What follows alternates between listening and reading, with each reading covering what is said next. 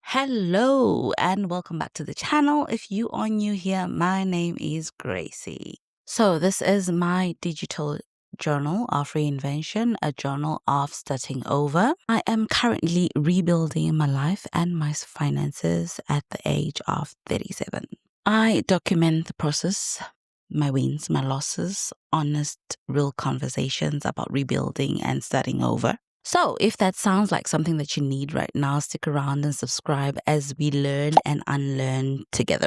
Welcome. So today's video is a little bit personal. I mean, which video hasn't been personal? But yes, today's video is a bit personal. And not because of the surgery, no, but because I'm talking about something that I have found a little bit difficult to open up about, which is my health. And also how poor health can affect your finances. Yeah, trust me on this one. Poor health can drastically affect your finances. So let's get into this video. So a few months ago, I had surgery here in Germany. And my total bill, I got numbers. My total medical bills totaled 3,442 euros and 90 cents. And this included the surgery itself, pre-consultations, post-consultations, any blood work or testings that were needed, specialists, the recovery and medication, right? 3,442 euros and 90 cents. So anyway, for context, in Germany, medical insurance is mandatory. Every Tom and Jerry needs medical insurance. And you're either on private or public insurance. And for me, I've been on private insurance ever since I came as a student. And for the past 3-4 years, I am using a new provider than I used earlier, right? So my installments, I pay them quarterly. I pay 730 euros and 35 cents every quarter. And then that totals to 2,921 euros and 40 cents every single. Side note, so I've been having conversations with some of my colleagues and I've been informed that public insurance is actually quite expensive. I don't know how it's calculated, but one of my colleagues was paying close to 800 euros per month. That would just kill me, literally, financially rather. It would just money gone, like, everything out of the window. But anyway, so I feel like I'm on the cheaper side of things. And then my experience in private insurance, I have paid way less in premiums than what I'm currently paying. And I will be really blunt and say those cheap premiums really had cheap service. But anyway, once I started working, I wanted something a bit value for my money. So I got this insurance, I got Cigna, and yeah. Anyway, let's get into the details. So for the past three years that I've been on this provider, I've really questioned myself that, whoa, Gracie, aren't you just paying so much money? Because I really hardly get sick, except for the normal full body checkup that I usually do every year, which usually totals to around 1,000 to 1,200. And then I used to think I'm paying way too much into my premiums. You know, I was looking at it from that financial mathematical angle and didn't really understand the need of having insurance until I needed it, until surgery was knocking on my door and my body was demanding that we need attention. And I was like, okay, Mr. Insurance, what can you do for me? So my insurance covered about 3,142 of the total bill that I had, and I paid out of pocket approximately 300 euros. But the story isn't about whether I made money back. It's about what insurance actually bought me, because it bought me something much more valuable than the reimbursement. It bought me choices. And that's what today's story is about. So 2 years ago, approximately 2.5 years ago, I noticed drastic symptoms. My body changed drastically. And at first, I ignored, like many of us do. Hello, Gracie, are you serious about your health? So I ignored the symptoms and I was just living with the pain, living with the symptoms, and I just went about my business. And then shortly after that, I traveled back home to Zimbabwe. So I was like, oh, well, I'm at home. I might as well book an appointment with the gynecologist. And I did. And the diagnosis from there was a little bit vague. And I thought, okay, well, when I go back to Germany, I'm going to make an appointment. And when I came back, I did. For me, when it comes to gynecologists, it's been really difficult to find a good English speaking doctor that I'm super comfortable with. So there is one that was recommended to me when I came as a student, and I've continued to see them, but something just didn't sit right with me with them. So anyway, because I didn't know another doctor at the time, so I just decided to make an appointment with this doctor. And the first appointment, the diagnosis still was a little bit vague, and I was told to come back after 3 months. And now the diagnosis was clear as daylight, and I needed surgery. But something just felt off, and I had bad customer service from this gynecologist. I wasn't questioning his qualification. I mean, he's qualified. He gave me the correct diagnosis. But I wasn't comfortable as a person, comfortable as a patient to fully surrender myself and say, yes, because you're qualified, go ahead with the surgery. So yeah, I waited. I waited to get another opinion. I waited to find another doctor. And that meant more months, more weeks, more whatever of pain, of carrying this condition with me. I needed complete trust. I needed peace. I needed alignment. I needed that feeling of confidence to say, I can go for this procedure with this doctor. And I didn't have any of that. And my gut kept telling me, keep looking. And so I did. For me, it wasn't an easy decision because I just felt conflicted. I didn't know if I should just go with the procedure, even though I wasn't comfortable with the doctor.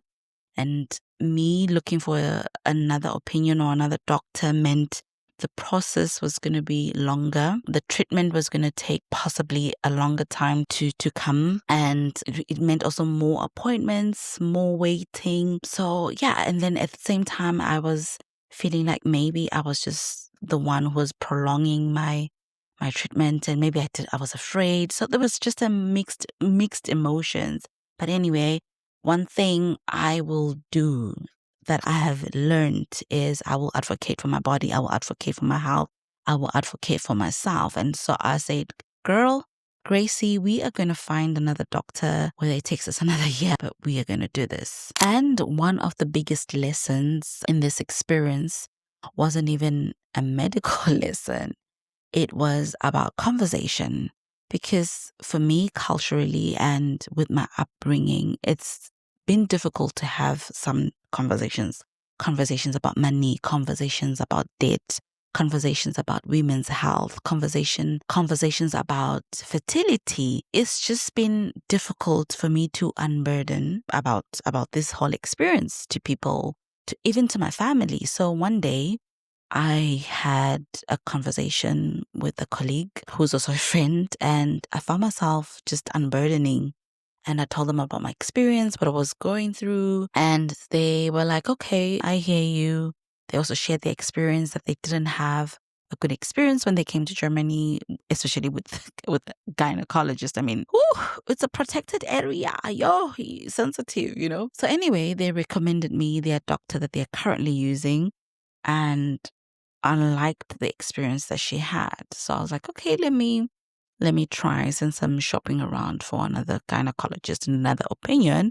So I took her doctor's numbers, made an appointment, chef's kiss. Like, I will not lie. I felt like that appointment was match made in heaven. And for the first time in my life, in my adult life, this was the first appointment I ever had in the gynecological area that went perfectly smooth. Like, wow. And I was like, this is exactly what I was looking for. That lady was godsend. From the moment I walked into that clinic, everything felt different. I felt heard. I felt respected. I felt safe. the whole experience left me feeling like a human hug within my uterus. And interestingly, she gave me the same exact diagnosis as the gynecologist. I needed surgery. So the diagnosis hadn't changed, but the relationship had. And that changed everything for me. She then referred me to a surgeon who would eventually perform that operation. And even her referring me to another doctor just felt okay. I was like, she is a safe space. So definitely the person she's referring me to is also going to be a safe space. And indeed it was. And also around the same time, I had a conversation with a friend. And weirdly, we were going through the same exact situation. We had a similar diagnosis. And, I felt seen because she was saying, me too. I've experienced this. I'm going through this. And just to have somebody have a similar experience as you, I felt like one burden down. And I was like to myself, why the hell do we never have these conversations? And I remember her telling me like the stats that she was reading, something like 1 in 4 women have these issues of cysts, fibroids, polyps. And I was like, what? Like, because all along I felt so embarrassed. I felt like something was broken. I felt like I was alone. It even felt like a burden to talk about it or even to try and share. And her saying me too, really, that's where the healing started for me. Even before the surgery, that's where the healing started. Because I was like, okay, I am really not alone. There are women like my friend and myself who are going through the same things, who are carrying this burden, shouldering this pain.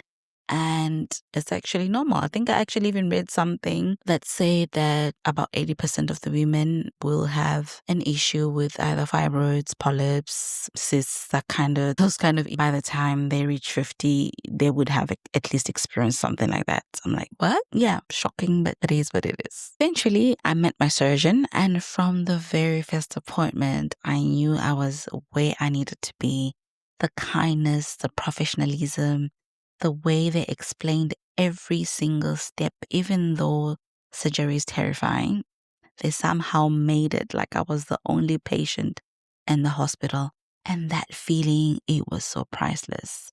I will never forget surgery, not because of the pain, but because of how I was treated. I was treated like a normal human being. Let's talk numbers, because after all, on this channel, we are rebuilding ourselves financially. So my numbers are my numbers. Recap, we said my insurance premiums are 730 and 35 cents every quarter, total 2,921 euros and 40 cents. Medical costs were including consultations, scans, medications, specialist surgery, recovery, follow-up appointments, full body health check, total to 3,442 euros and 90 cents, and insurance paid approximately 3,142 euros and 90 cents. And my out of pocket was 300. Now somebody might look and say, oh, but you only got approximately 220 more than what you paid in premiums. Mathematically, you're correct. But insurance gave me so much more. Insurance gave me access. Insurance gave me choice. I got to choose the doctor and the surgeon that I wanted to go with. I could have even went to my 5th opinion until I got it right. So I had the choice. And that for me was solid gold. Insurance also gave me peace of mind. I wasn't sitting at home wondering whether I would be able to pay for surgery or not. I knew that my insurance provider was going to pay, so I was comfortable. My main goal was getting the help that I needed and recovering. And let me not forget to tell you that I had a hidden cost. This is why emergency funds are important. An incidental buffer is important. For me, I'm a contractor or consultant, And so if I do not work, I do not get paid. If I work, I get paid. And so while I was getting my surgery, recovering, I had no income. Child, if I could take that insurance for loss of income, I would definitely take it, but I don't have it. But yeah, so that was one of the hidden costs for me in this journey and process of getting surgery. I lost income for a couple of weeks, which also made my finances take a hit because all the other bills do not stop coming. They will come, your rentals, your food, your water, your electricity, whatever your other bills are. My bills kept coming even though I was not earning. Yeah, I will emphasize again, get yourself an emergency fund, get yourself an incidental buffer, something, start from somewhere so that you are covered in times of emergency. I wasn't in that regard. I was not covered. So let me tell you about my 300 euro mistake. I assumed assumptions are terrible. They cost me 300 euros. So, okay, because my previous providers did not cover any gynecology visits, I assumed that my current provider didn't either. And so this was 2 years ago when at the onset of this medical issue. And I had, I think, bills. Yeah, my bill was 300 euros. So I didn't claim. I didn't read that policy clearly. I didn't read it in detail. I was so mad at myself that I left 300 euros on the table because I didn't ask for it. I assumed that it wasn't up for grabs. And just like that, I didn't get it. Not because they refused to pay, no.